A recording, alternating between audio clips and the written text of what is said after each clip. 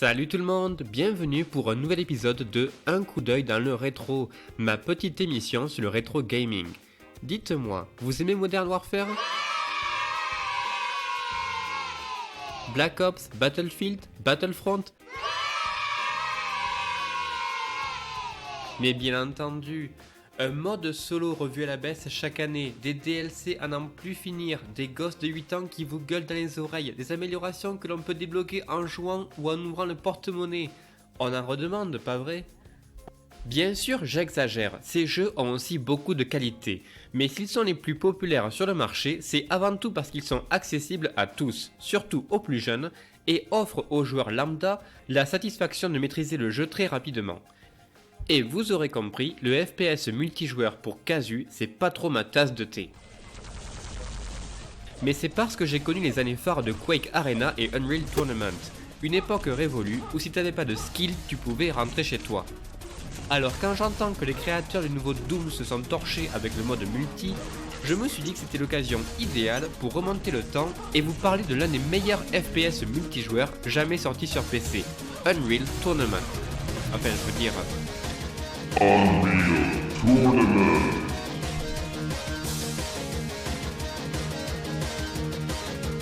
Unreal Tournament est sorti en 99. Il a été développé entre autres par le studio Epic Games, les créateurs du FPS Unreal, sorti un an plus tôt, dont il reprend le moteur graphique amélioré. Mais à part quelques références au niveau des personnages et des armes, la relation entre les deux jeux s'arrête là. Le but de Unreal Tournament est simple, survivre à une série de combats gore et ultra violents dans des arènes conçues à cet effet. Était devenue leur activité la plus lucrative. Une ligue professionnelle fut créée et une sélection composée des guerriers les plus habiles et les plus violents de l'espace fut invitée à participer au grand tournoi. Pour gagner, il faut tuer l'ennemi, l'entendre implorer sa mise à mort. C'est ça la victoire. Conan, what is best in life? To crush your enemies, see them driven before you, and to hear the lamentation of your women. That is good. Parlons tout d'abord des différents modes de jeu. On a les classiques match à mort, seul ou en équipe, où il faut atteindre un nombre défini de kills. La capture du drapeau, où l'on doit voler le drapeau ennemi pour le ramener à sa base tout en protégeant le sien. Et après, on a quelques variations intéressantes comme domination, où il faut capturer et conserver des points stratégiques. Félicitations, vous avez gagné. Ou encore assaut, dans lequel il faut dans un premier temps prendre d'assaut la base ennemie en un temps record.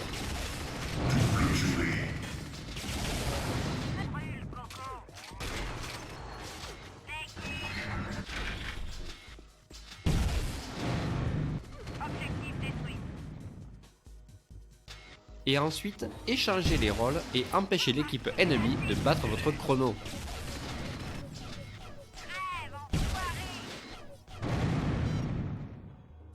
Ce que je reproche souvent aux FPS modernes, c'est le manque d'inventivité concernant les armes et la lenteur des déplacements. Au contraire, le gameplay est ici réglé aux petits oignons. Tout va à 100 à l'heure et l'arsenal à disposition est un modèle d'ingéniosité et d'efficacité. Pour commencer, rien n'est à débloquer. Quand un niveau démarre, tout le monde commence sur un pied d'égalité avec un flingue et une arme de corps à corps.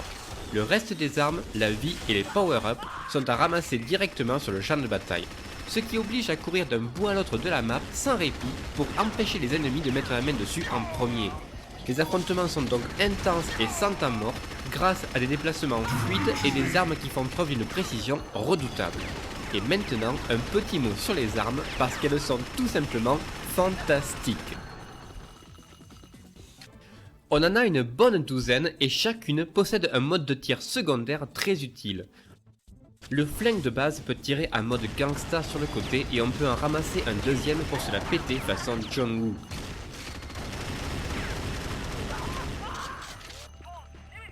Le fusil bio balance une substance collante et toxique ou se charge pour un plus gros impact.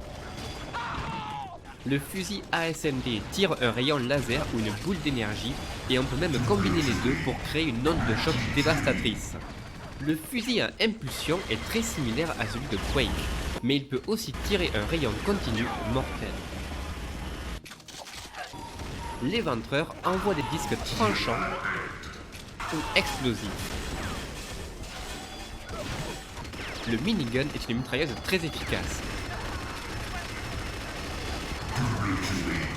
Et en mode tier 2, vous pouvez littéralement clouer un ennemi au mur avec une rafale.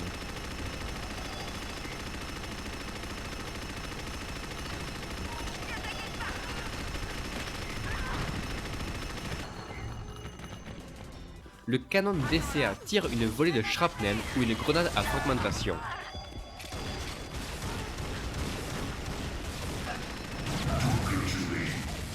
Le lance-roquette peut charger jusqu'à 6 roquettes et possède un mode de lance-grenade et verrouillage des cibles. Le Rédempteur tire une mini tête nucléaire qui vaporise instantanément tout le monde qui se trouve dans la zone d'impact. Et pour plus de précision, on peut même le diriger manuellement jusqu'à ce qu'il explose.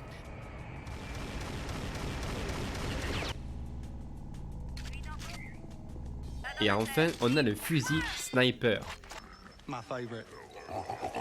qui peut arracher la tête d'un adversaire en un coup et permet de loger une balle dans la tête de sa cible à l'autre bout de la map grâce à un zoom de malade.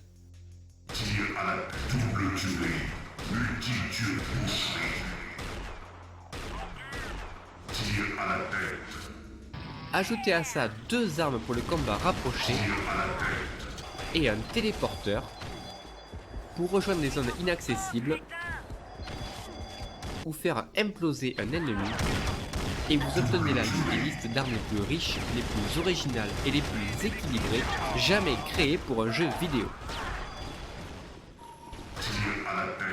Et c'est pas comme s'il fallait en jeter une pour en ramasser une nouvelle, comme dans les FPS modernes. Au contraire, on peut switcher à tout moment entre n'importe quelle arme pour mieux s'adapter à son adversaire et à son environnement.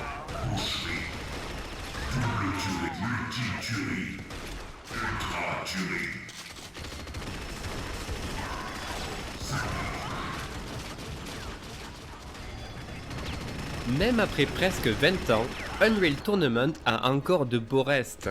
La bande son déboîte et les niveaux brillent par un graphisme léché et une architecture complexe mais bien pensée. Il faut savoir que c'est le concepteur Cliff Bleszinski, aussi responsable de Gears of War et Just Jack Rabbit 2, qui s'est occupé du level design, et il y en a pour tous les goûts. On traversera notamment des temples abandonnés,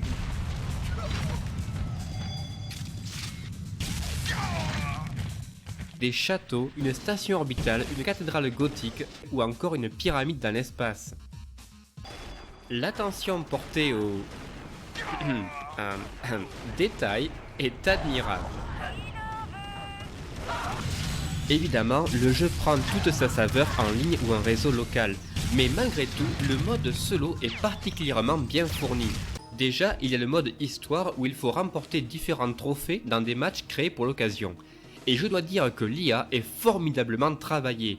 Les bots se cachent, esquivent, tirent précisément, font preuve d'un vrai travail d'équipe, s'insultent entre eux et obéissent aux ordres qu'on leur donne.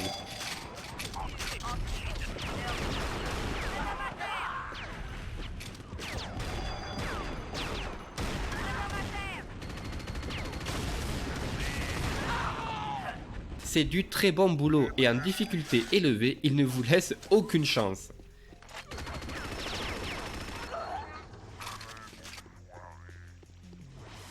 Mais il y a surtout le mode libre où on peut modifier les paramètres à sa guise pour varier les plaisirs. Par exemple, vous voulez personnaliser l'apparence et l'habileté des ennemis? Check. Vous voulez 16 bots dans une map minuscule faite pour du 1 contre 1? Check.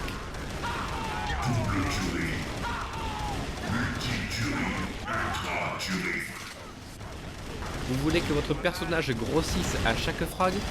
Check.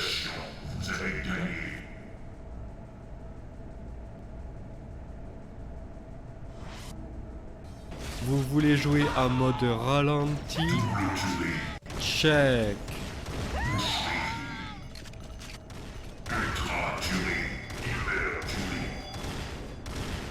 Pourquoi pas des armes qui tuent en un coup et une vitesse démesurée?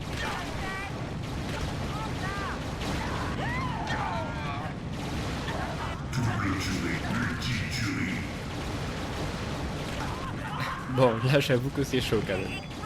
Bref, pour un FPS multijoueur, on est proche de la perfection. Unreal Tournament est un jeu incroyablement généreux et grâce à une communauté autrefois très active, il existe maintenant des dizaines de nouvelles maps et de nouveaux modes disponibles en ligne qui contribuent à renforcer sa durée de vie phénoménale.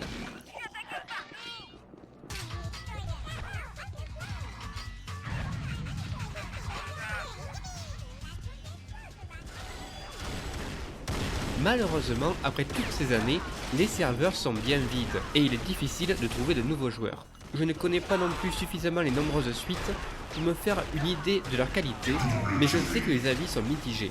Il reste alors à espérer que le nouveau Unreal Tournament en free-to-play saura redorer le blason de la saga.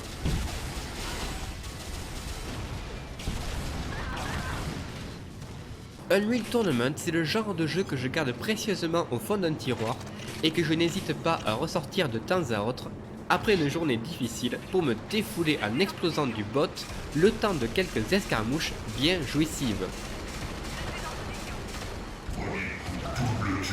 Voilà, c'est tout pour cette fois. Si cette vidéo vous a plu, vous pouvez cliquer ici pour une présentation du jeu Just Jackrabbit 2 et de son influence sur Unreal Tournament. Et vous pouvez aussi vous abonner pour ne manquer aucun nouvel épisode. Quant à moi, je vous dis à la prochaine et portez-vous bien.